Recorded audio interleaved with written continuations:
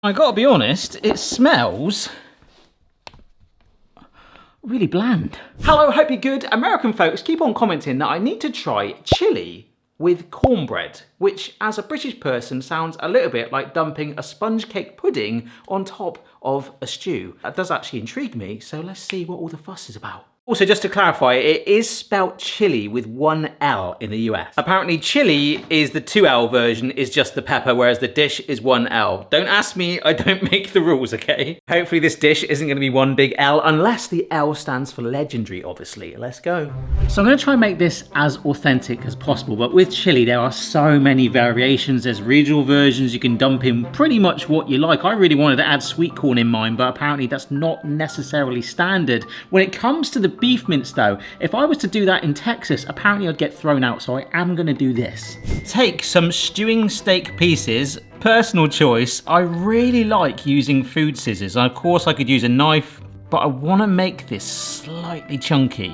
It would be so much quicker to buy some beef mince and chuck it in, but when I was out in America, I do remember the meat being really sort of chunky. So the beef mince for me just wouldn't really do the job. So that is 750 grams of snipped stewing steak, but I'm glad I've done it. It's nice chunky texture. So I'm gonna just dump all of that with some vegetable oil. And all we're gonna do is basically brown and sear this through. So it should look like this. Oh, all right, beautiful. So that's been about 10 minutes fully browned and reduced down. I'm gonna leave that to do its thing, although there is a temptation after the last video to shove a load of MSG in it. I'm not gonna do that yet. Maybe we'll do it at the end actually. So here we've got 1 large onion, 1 red pepper, and 2 garlic cloves. So nothing too out of the normal at the moment, to be honest. We're just gonna chop these up. It's all going to this big old dish that I bloomin' love, because we can cook our chili in this for hours if we want. Little bit of oil again. And like I say, at the moment, nothing too out of the ordinary. I'm very happy. And the beef smells amazing. Just warming it through, getting the oil all coated on there, giving it a nice little head start. Now, hopefully, if I've got this right, genuinely chili powder in the UK is more about bringing heat, whereas in the US, some of you have told me it's actually more about imparting more flavors too. So rather than just bringing heat, it's kind of like a whole spice blend. And I really hope I've got that right, or someone's grandma in Arkansas or somewhere like that is gonna be genuinely upset with me. But I've got some paprika here, cinnamon, cumin, cayenne pepper, oregano, and a little blob of tomato puree. So just a good old squirt of tomato puree, about a tablespoon. I love how we're stirring that through and it's like staining the onions, the garlic and the pepper. It smells out of this world. Okay, so I've just boiled my kettle. I'm leaving my sexy lens on as it goes incredibly close. But it's really good for the food. Yeah, I mean, look at this. Wait. Oh, that's a bit too far. We're gonna take a tin of chopped tomatoes, some Worcester sauce, sugar, and just give myself some slack. This is actually a recipe I was sent, by the way, and I've nearly got my ear in chili with 1 L. Pepper, salt, and this should be beef stock, but I'm gonna pour the water in because I've got one of these concentrated blobby stock cubes, which to be fair, I do find give like a really intense flavor. All right, so just warming that together for a minute before we put the beef back in, but now I can't unsee someone's really angry granny from Arkansas, all caps, commenting, "That's not chili powder with 1 L." So now goes in our cooled, cooked beef. Now, apparently this might cause debate in Texas. They always say no to kidney beans. I believe that's the case. Someone told me once putting beans in your chili in Texas would basically create a chili war. But hey ho, I quite like kidney beans in my chili. And also some dark chocolate. Isn't that sort of like more of a Mexican thing? But that does add a bit of depth and flavor and bitterness. So we'll stir all this through. Oh my word, this is looking fantastic. So this has been simmering away for about 20 minutes now, but that is not enough for that meat to soften up and for all those flavors to become, well, from strangers to best mates. I'm gonna shove this lid on, drop the heat down so it doesn't bubble over all over my hob. I'm gonna simmer that for 3 hours. The longer the better you leave it, and I just know, no matter how good that tastes, tomorrow it will taste even better. Oh, it really does, doesn't it, Boston? What the heck was that? But as awesome smelling as that chili is, I'm not really here today for that. It's all about that cornbread. So in around about 2 hours, we'll jump onto that and then just see what is this weird, like sweet savory combo. I don't get it. Like I'm thinking right now, a slab of cake. There's sugar in the cornbread, right? With a stew, the savouriness of that. It just doesn't make any sense, but we're on our way to finding out. Folks, it has been 2 hours. Let me just see if I can get near this. Oh my word. You can't can't see a thing, I'm sorry. Look at how glorious that is. Still keeping a lot of that moisture on with the lid there. It's not evaporated too much, but it has thickened slightly. Thickened slightly. I feel like I had a puppet then. So whilst that simmers for another hour, we can start to have our cornbread, which ideally, very rare for me, we'll try and have warm alongside our chili. And someone actually described to me that having cornbread with something in the US is a little bit like when you have soup here in the UK, we have sort of bread and butter with it typically. So whether it be with beans or chili or with barbecue, it's often the thing that sort of pairs with it. Sometimes with a chili on it, sometimes with butter on it, which sounds amazing, I might do that. Or sometimes honey on it. Loads of variations. I've never made it before. And I almost did a sort of bodged one, but I think this is going to be fairly authentic. So this right here is polenta, which is extremely easy to get in the UK. Sometimes it's quite good for sliding pizzas off. Yeah, that is actually quite gritty. It's like a cat litter tray. Now, one other thing, with it being gritty, I could put it in a food processor, but not completely whiz it so it's like a powder, but try to sort of grind it down. The other thing is actually polenta, I found out, is pre-cooked. But luckily, I got this. And I was told it looks a similar colour, but look at that difference. And that could be, I mean, that's corn, and that's corn, except this is super finely ground. It's like one of those really flash beaches, not like where I live. There is a slight difference in colour, isn't there? But this one isn't cooked, but that is finely ground corn or maize. So for me to make authentic cornbread, I had to get cornmeal.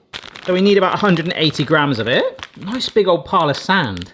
Here's a bowl of plain flour. Get that cornmeal in there to really show the difference. It's almost like it's been sieved. It's so fine.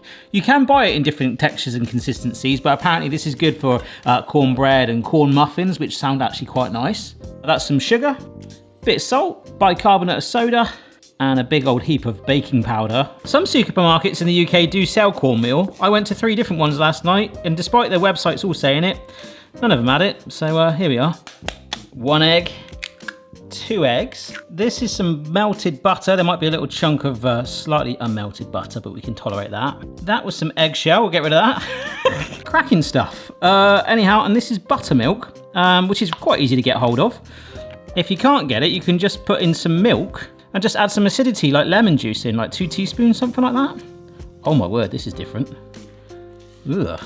But this is quite a stodgy food for like soaking up those juices and sort of like a nice accompaniment. The Robin to the Batman of a chili or the barbecue. I really want pulled pork now. Oh, this is getting to a nice consistent mixture. A little bit like mashed potato. And I gotta be honest, it smells really bland. So it says you can either use a skillet, which I'm fairly certain is just a frying pan, right? I don't think the word frying pan is used in America. Certainly the 4 summers I spent out there, I don't think I ever heard that. But when I was out there, just me saying the word water used to just make everyone laugh. I was like, what's wrong? I was just saying water. And they're like, oh, water. And they're like, no, it's water. I don't know what it is. That is like really sticking. It doesn't see, I want to smooth the top. So to counter that, I'm just going to wet my spatula. Just see. Ooh. Okay, yeah, that's made a bit of a difference. Just makes me feel a little bit better knowing that's slightly more level than it was. It was proper sticky. Now, I actually don't mind the concept of this. In fact, if it wasn't for the sugar in there, I'd be fully on board with it. It's just like, why sugar? And I did actually ask that once before, and someone said, because America. I thought that was an amazing answer. So I remember going to this place called the Outback Steakhouse, and they did this amazing bread, and I've done a homemade version of that. Oh wow. That was absolutely gorgeous. But I think it was like the first time I ever tasted sweetbread, and they keep bringing it out. It's amazing. Alrighty, in you go, my friend. About 20 minutes. And I know it sounds corny, but I'm kind of excited. Okay, that's actually been 25 minutes. I've just put a skewer through it and it's come out clean. The smell, it's actually like corn on the cob. I was just praying that it wasn't going to be stale cornflakes. Sort of risen slightly, nice sort of golden brown colour on it. Really happy with it. The chili is still just bubbling away, doing its thing right there. I'm going to let this cool slightly. So we're about to bring this all together, and a little bit like the biscuits and gravy, I'm very, very excited. In fact, if you do want to see a follow-up, I think Amanda sent me, this is one of many American cookbooks I've got. This one with calico cowboy beans, fried green tomatoes. There was something with grits in it before.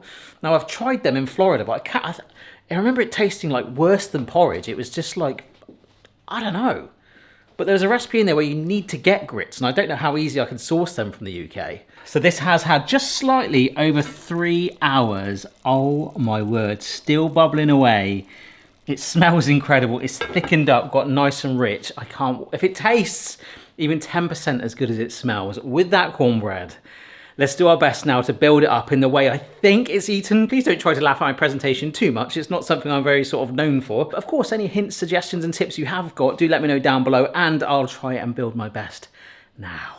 I mean, it's basically a golden sponge, isn't it?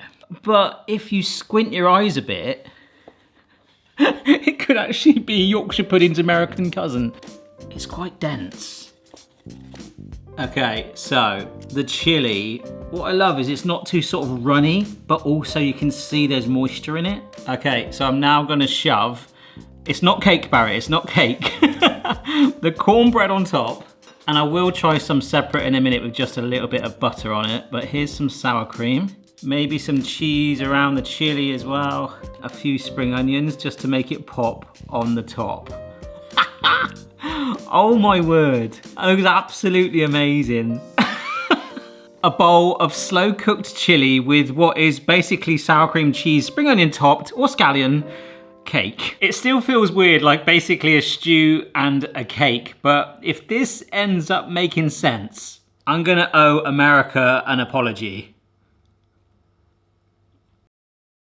That chili's amazing. Wow, I can't even taste it. It's literally playing the role of bread. Let me try a bit more cornbread. I love corn on the cob. It's very hard to explain. It's almost like someone's put a slab of dried but tasty corn on the cob on top of it. The chili is phenomenal. It sort of crumbles as you bite into it more and merges in with it and kind of adds like more of like a welcoming consistency that just, it works really well. I didn't want this to fail, but that's actually like really pleasantly nice. It's not overly sweet though. I mean, it was like 50 grams of sugar. We didn't put a massive mountain of it in there, but there is a sweetness, which is a really interesting contrast to a chili that I've never really had. When I first heard of putting chocolate in chili, it was like, what? But it's dark chocolate. Whereas this is, well, that's pretty darn sweet actually, yeah. But it works, it contras it. Let me just try a little bit, because I think the honey on it would be delicious, I get that, but what about just as a savoury thing with some butter? Oh, God. I'm so glad I didn't make that with polenta, because I think it would be way grittier. It is smooth, and that corn vibe running through it is absolutely, like, mind-blowing. 1 L, 2 dishes, like, no clue. I have no, like, other words other than... All right, I'm gonna add this to the Taste the World playlist so you can see what other countries I have tried, different American foods, and of course other ones around the world too. But if I had to conclude, this, excuse the corn pun, is amazing. See you later. I mentioned about a little bit of MSG just into the chili to see what difference that's gonna make. Wow. That's almost made it milder. MSG optional, but America, that's a pretty good recipe.